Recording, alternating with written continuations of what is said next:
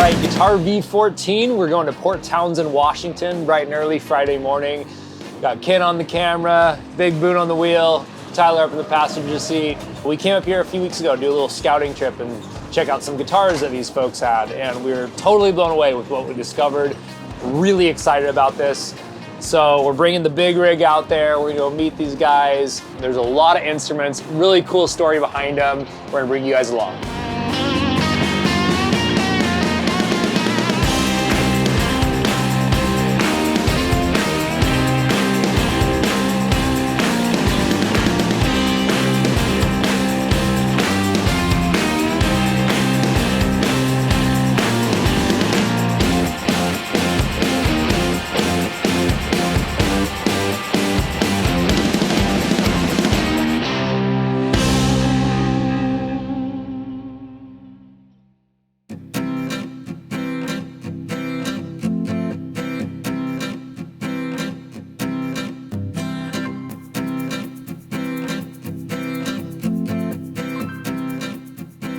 My name is John Capps. I'm a neighbor and friend of Chester's ever since I moved here 9 years ago to Port Townsend. Port Townsend is a mixed bag of everything imaginable. You know, folks who worked in the woods, who dropped out in the 60s or the 70s and came here, everything else in between, Microsoft millionaires living down the street. I came here on a sunny day with a convertible top down about 9 months before I retired. Beautiful day, cruised through, went to a couple of open houses and said, this is the place.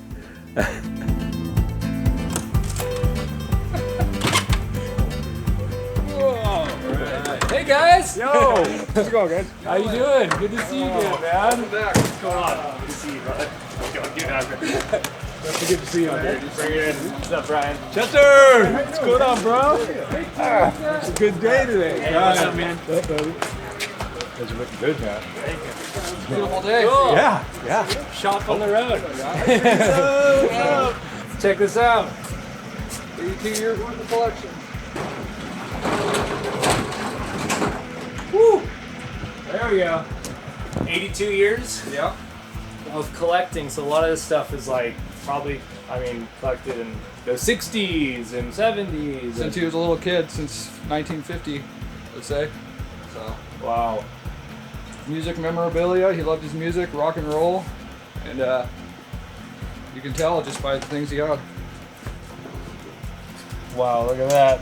Jimi Hendrix, I believe that's Mitch Mitchell. authenticated signatures. Yeah.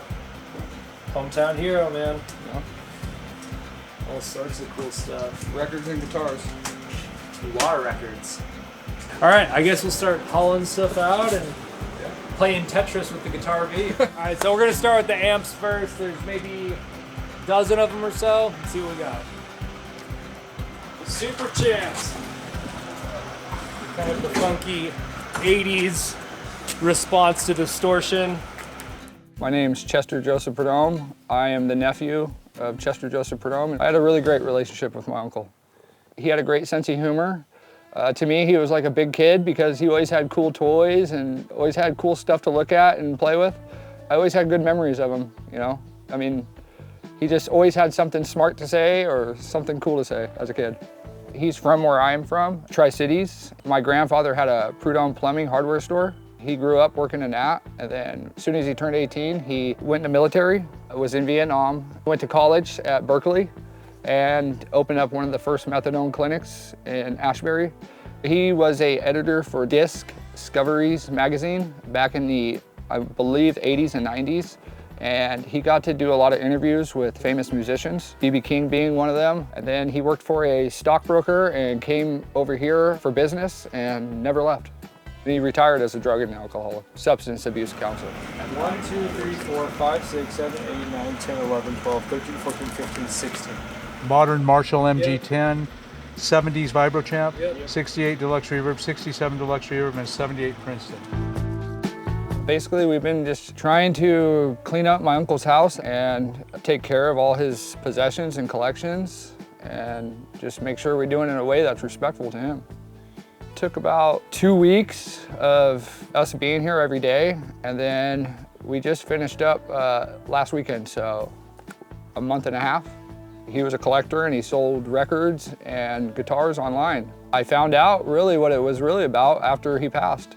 You know, he never really shared about that. It wasn't like it was a secret, but you know, it was never like, oh my gosh, he has all these records and guitars, you know? So it was kind of a surprise to all of us. The first day we got the keys and it was really a mess because he was so old at the time, you know, and he didn't really keep up on cleaning. So a lot of it was like, oh, we throw this away and then, oh, look what's under here, you know? It really didn't set in how much he had until we got all the way through the house. We knew it was beyond our expertise, so we called people, and every time we called and asked a question, it was, yeah, that's very collectible, or that has a lot of value. Off the top of my head, I believe we found 7,000 to 8,000 records.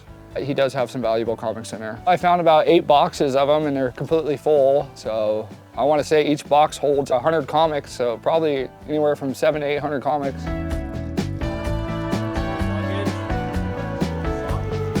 That is the exact material of old Les Paul inlays. Really? Yep. Wow. It's like 140 button. Is that perlite, the stuff on it? Yeah, this like celluloid faux pearl. Is that like one of the first generations of plastics? It's a pretty early Yeah. plastic, and Just the sun hitting it now is going to degrade. it's insanely explosive too.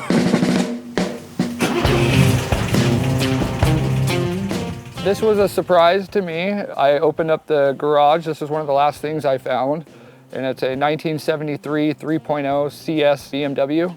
He's had it for the last 30 years. I found pictures of it in his house, you know, from the 80s and 70s. It's all original. It's a beautiful car. Only 22,000 miles. He's kept it in the garage the whole time. He used to drive all these cars, but this was his baby, and he kept this one in the best condition. The yellow one, there was only one of 3 made in that color. I never really seen him drive because when we would come up here, I would just visit at his house, and so it was always our parents driving, but I always did see all the cars, you know. First time I met Chester, he came to a potluck that we hold for like the entire neighborhood, and we take a very expanded definition of that. So we invited him, not knowing what we get, and we kind of hit the jackpot.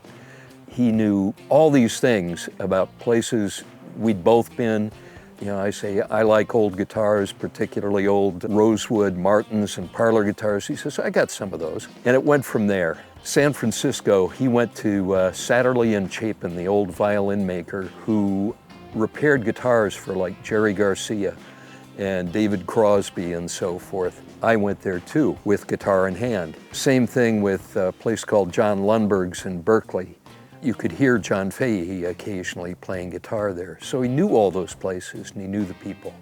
He was probably at UC Berkeley the same time I was. I got out of high school in '67 and went straight to UC Berkeley. The time when you could hear the Grateful Dead playing on the back of a flatbed truck in Golden Gate Park. Really very good times. So it was kind of amazing to sort of hit on that, and he was just a block away from me. You know, he came over immediately when I told him I had a friend who retired from the music business. He promoted concerts in Seattle, Los Angeles, and New York, and he's got these platinum records.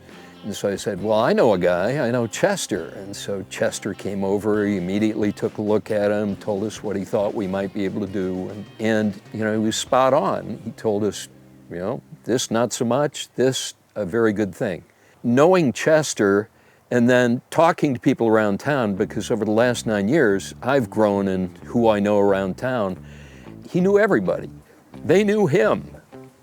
He did things with them. Yes, he was of service to everyone. He helped things out. He also had an edge to him. He was nobody's patsy.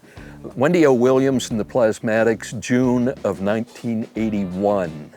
A friend of mine was doing security for that event. Chester goes there, and he goes there with a local guy, Sebastian Eggert, who runs Rain Shadow Woodworks, just an incredible shop. And there are all these people in line. My friend doing security for that night said it was chaos.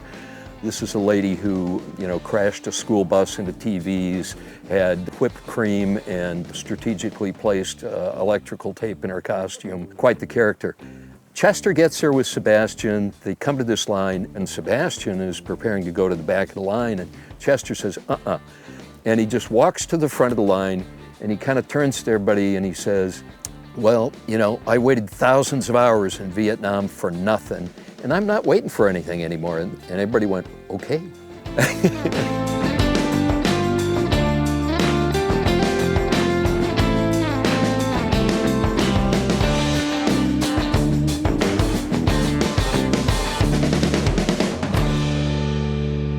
Might contain mercury. Want to eat it? A viscosity comparator. Oh, the tube tester. This would be cool. Old slides. A little scary putting my hand down. I know. Those aren't slides. Yeah. Oh yeah, some cool old ones too. I love these. Awesome, man. Yeah, a lot of these I think there's a match finger up one, with these too. guitars too.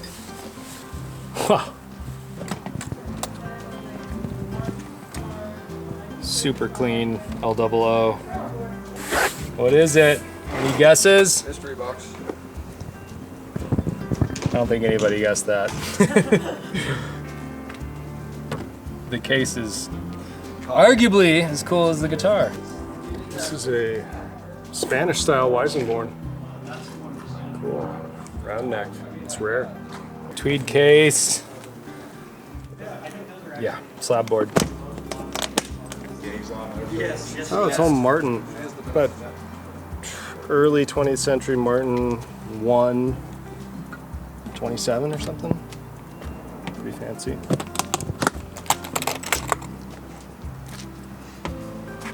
J45. Square bridge. Super clean. Cool guitar. Gibson Royce Smeck Deluxe. Hasn't been converted yet. Really clean. Beautiful. Standard style Weizenborn. Simpler appointments. Big piece of koa. It's gonna be another big full load, man. Looks like the bed's gonna have a few guitars laying on it on the trip home. Look at that. The part that surprised me a little bit was he had a collection of these old Gibson high-strung, play them on your lap, slide guitars. Just don't see the Hawaiian style of those all that often. Oh, it's the Royce Smeck. That's cool. That should probably go together, don't you? Yeah. What's this say? Chester Prudhomme, what? It's like a copy blueprint deal. Maybe he had that guitar made for him. It would have been like a 30s guitar. Oh, okay. What does that say? Nice chatting with you on the phone. I hope you like these prints. Yeah, so they're just like prints. Really, my discussions with Chester about guitars just came out of, you know, chit-chat, started talking at our first potluck. The conversation continued. He showed up at an open house at Norman Caron's about a block away, invited everybody over, we all came over. He brought a guitar. We went off to a side room, played a little guitar, and he was flat picking and I was finger picking, and that was about it.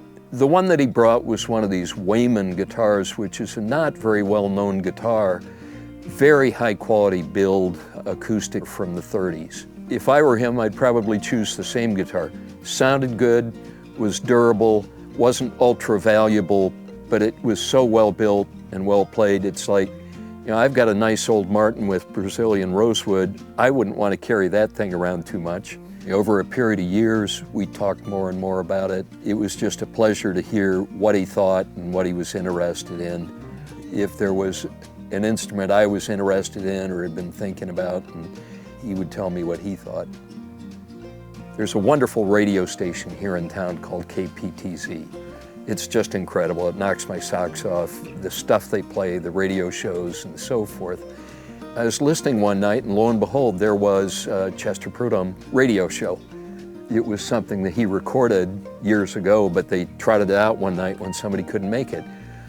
The music that he picked was just amazing. It was literally all over the map. There was world music, there was Afro-pop, there was Eastern European rock bands that I had never heard of. It was just an incredible mix, every bit of it enjoyable. I mean, Shazam couldn't touch that stuff for the most part, so I had to listen closely. I had no idea that he had that varied of interests, but he did.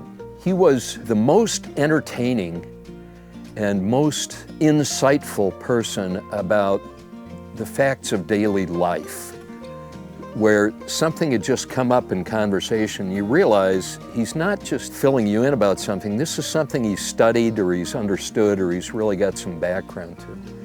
He's just really well known in this whole town and the surrounding area. And everybody that we've talked to about him has never said one thing bad about him. And they always have great stories to tell about him. And so he left his mark on Port Townsend and Jefferson County. This is a town of volunteerism. I mean, nobody doesn't volunteer for something here. Chester was no exception. He went the extra mile and then some. I firmly believe that he wants his instruments to go to people that will play them, I think he would like them to go somewhere where they're not just hanging on a wall or in a museum or something like that. Maybe a collector who just really enjoys them and enjoys the sound they make, the way they feel, the smell, which is an amazing thing. I only wish I had known him longer and even better. What I do know is he brought a lot of joy to everybody that he met. I'd never seen a picture of my grandfather except for his military picture, and we found a photo book that had a lot of pictures of my grandfather that were just besides the one picture I saw my whole life. And I feel like I know him more, I know my grandfather more, I feel like there's a lot of questions I had growing up about my family that they didn't really tell me, and I feel like now I have a lot more closure with things, so it's kind of been healing in a sense. His wish was before he passed that when he passes, $1,000 go to a celebration of life and $500 to be paid to a rock and roll band at his funeral or celebration of life. Wow. So we're trying to figure out a way to do that. Yeah, maybe like an up and coming kind of band or something like that. Yeah. We're gonna help you do that in a cool, creative way, so we'll figure something out. It's been an awesome experience. I'm really grateful that we got to be able to meet you guys, and I feel like it's a piece of history, and I don't get to do that every day, so it's nice to break away from the norm of things and do stuff like this. His friend got lucky, he's like, Chester, take this picture of me and Paul, There's probably a story behind that picture. Absolutely, absolutely.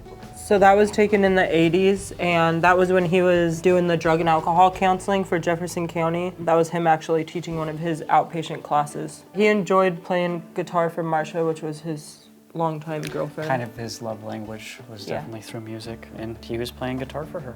That's while Marcia could still walk, and so this is probably 15 years ago.